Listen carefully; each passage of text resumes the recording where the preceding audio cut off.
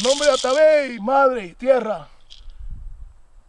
En nombre de Yukahú, Padre, Cielo. This is a time of transition for us human beings. And for that reason, we appeal to our mother, the cosmic matriarch, Ata Bei, because from her sprout these sacred beings, these green things that we call plants. And among them, I want to introduce 3 important sacred plants. The first one I have right here, and we burn it.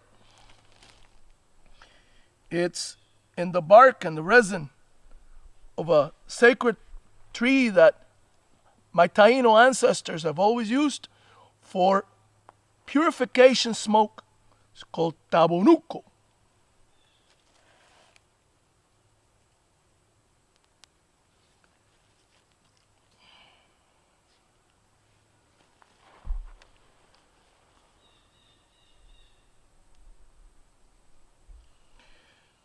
This is used for cleansing.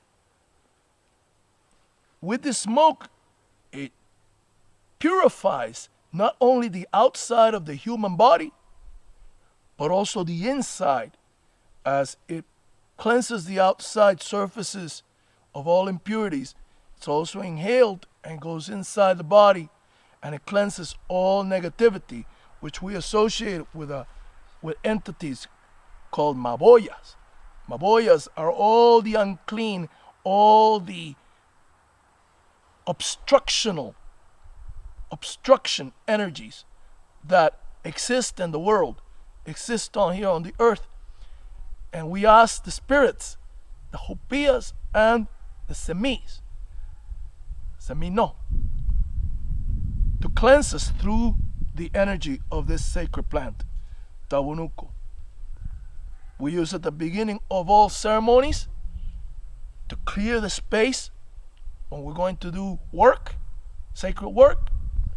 And we do it also when a person is sick, when a person is aggrieved, problems, to cleanse the body of all these impurities, especially to take obstructions.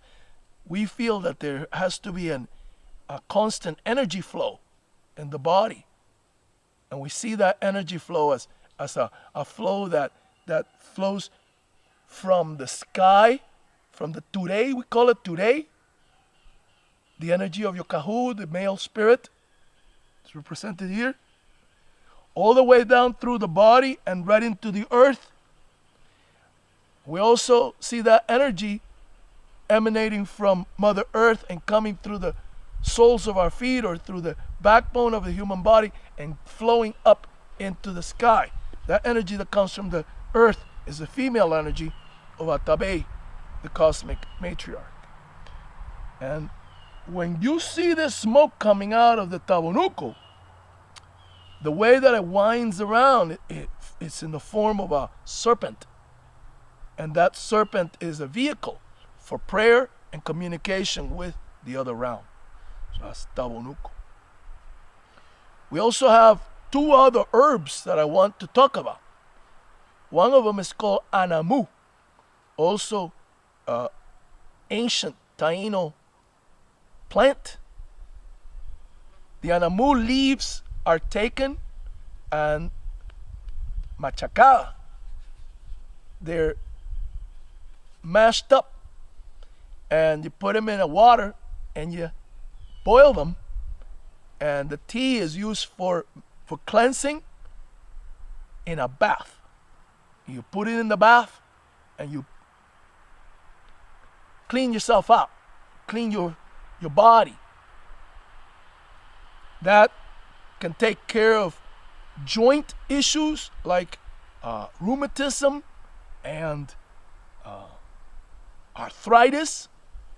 And also we sometimes use it to take away depression, problems of the emotions. So that's anamu. Unfortunately, I don't have any anamu here right now, but it's actually not that difficult to acquire. Now, the third plant I want to introduce is a plant called rompesaragüey. A rompesaragüey is also used as a bath, and it's also good for opening the doors, opening the path, like abriendo camino, opening the path so that a person is not obstructed in their way, in their step, in their path. So these are the three sacred plants in our tradition. In Taíno spiritual knowledge, Taíno spiritual wisdom, we're always conscious of the need. Our ancestors taught us that there has to be a need for special balance. Always balance. We look at the four directions. The four directions each one has a gift to give. The south offers us open mind, the open mind of the innocent child. The innocent child is completely open. And we go to the south to acquire that openness of mind. We go to the west, and we're looking there for introspection, the ability to look within oneself and understand what's inside, coming in. The west is the place where the sun goes down, leaves us in the darkness of night.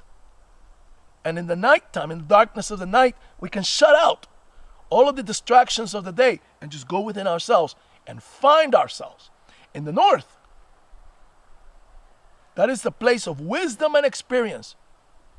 It's the place of age. It's the place of the old ones, the experienced ones, the ones with the white hair, the gray hair. That is the place where you go to acknowledge the things that have happened to you throughout your lives, both good and bad. Usually you learn better from the bad things. It's like a knock on the head. We call that the headmaster in the school of hard knocks. The spirit of the north. Wisdom, experience. In the east, we ask the east for illumination, clear vision, like the high flyer, Guaraguao, the hawk. Clear vision is the gift of the east. Look out far. Distance yourself from the situation, whether it be your life or whether it be a specific situation that you're in, because you're not going to see it very clearly if you're right in front of it. You got to step back and see with the eyesight of the high flyer. They fly way up there and they see little mice scurrying around on the earth. That's the vision that you ask the Great Spirit, the Spirit of the East, to grant you so that you can see clearly. But when you're looking at these four directions, open mind of the child, introspection in the West, going within,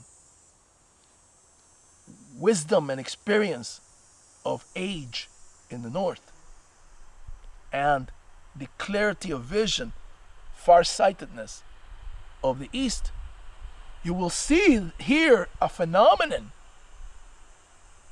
of complementary opposites.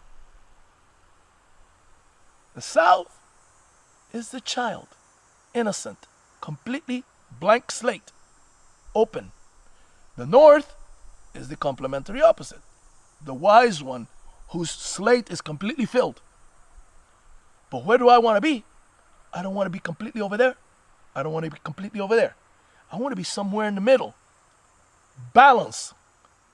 You want to balance that. You don't want to be over there all the time. You become naive. You don't want to be over here all the time, or you become a jaded old man or woman. You want to be in the middle. Same thing happens with the East and the West.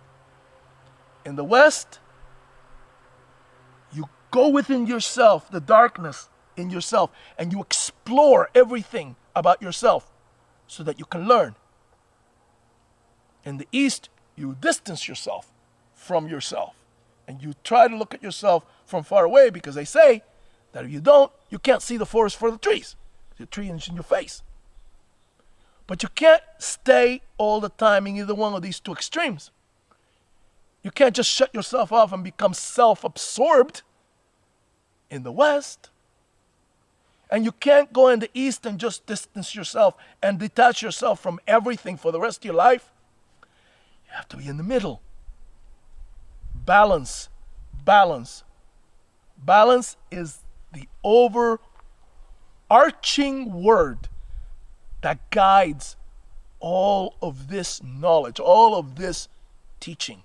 Balance. Without balance, they're all useless. Hanghankatu. You wanna add? You're the master. Oh, bless you. Jeez.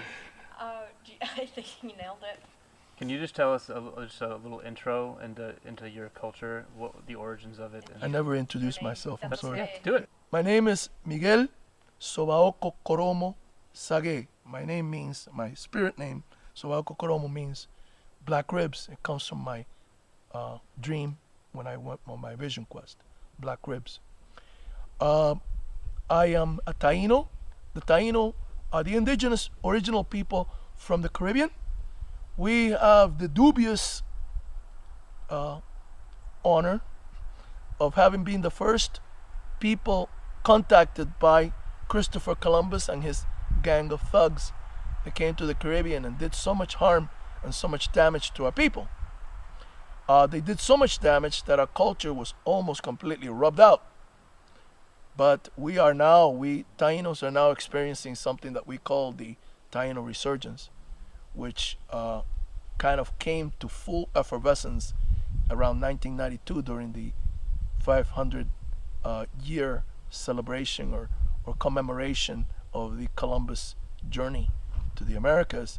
A lot of different little embers of Taíno culture and Taíno wisdom that have been burning around all over the Caribbean and here in North America kind of collided in 1992. In 1992, 500 years after 1492, and just blew up into this wonderful flame that we call the Taíno Resurgence. Taínos all over the world are empowering themselves of this tradition, this culture, always honoring these two semis, these two energies that we see as our light. Yukahú, the Lord of Life, Ata Bei, the Cosmic Mother. We honor Yukahú, the Lord of Life. He is associated with the sun and the sky, light, life, energy. Even the plants that absorb that energy into their tissues through the process of photosynthesis, and using the chlorophyll, the green magic, and turn radiant energy into energy that we can use as human beings. Yukahú, the Lord of Life. He's named after a plant, the yucca plant. That's why it's called Yukahú. The yucca plant is a tuber, kind of like a potato, that we make our sacred bread from. This stuff here, cassave. So, Yukahú, the Lord of Life. And this is his mother, Ata Bei. She's also our mother. Ata Bei, the cosmic matriarch. She not only represents the surface of the earth from which you see all these plants, that's Yukahú growing out of her womb. All these plants are coming out of her womb. See? So we did too. We came out of the sacred cave, Kasibahagua, like these plants. Huh? We came out of her. And she nurtures us. We call her the mother from whose womb we emerge, from whose breast we are never weaned. Never weaned. You know, a baby, they get weaned after a while. They don't have to suckle at the breast. But this mother, you never wean from her. You keep suckling at her breast until you die. When I was 16 and I went on Vision Quest, I dreamed a manatee had been caught by the people because my ancestors used to hunt manatees. Had been caught and dragged up on the land. They was butchered. Manatees are very large animals, so they can feed a lot of people. And everything was given out. And the only thing that was left on the surface of the ground were ribs. But in my dream, the ribs were curious because they weren't white, like regular ribs. See, this object, the original, this is a copy, a replica, but the original were made from manatee ribs.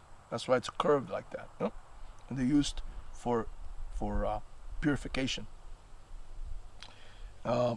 And this manatee was laying there, his manatee ribs were laying there, and in my dream I took the manatee rib and I carved it and I created one of these, but it was black.